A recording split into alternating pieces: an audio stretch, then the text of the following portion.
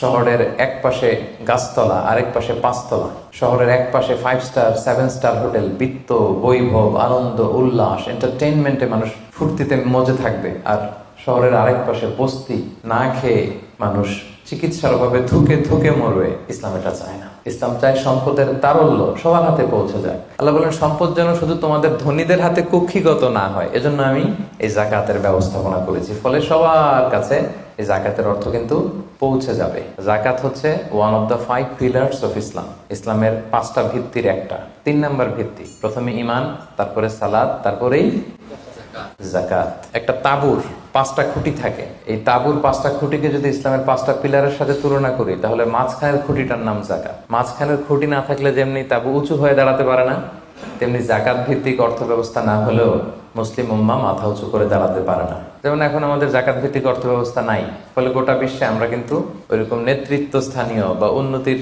একেবারে শীর্ষ স্থানে ওই পর্যায়ে কিন্তু আমরা যেতে পারি নাই, কারণ জাকাতের যে ডাইনামিজম এটাকে আমরা কাজে লাগাইনি। নির্দিষ্ট পরিমাণ সম্পদ যদি নির্দিষ্ট সময় পরিমাণ কারো কাছে থাকে, তাহলে তার উপর দান করা ইসলামে কি করে দিছে?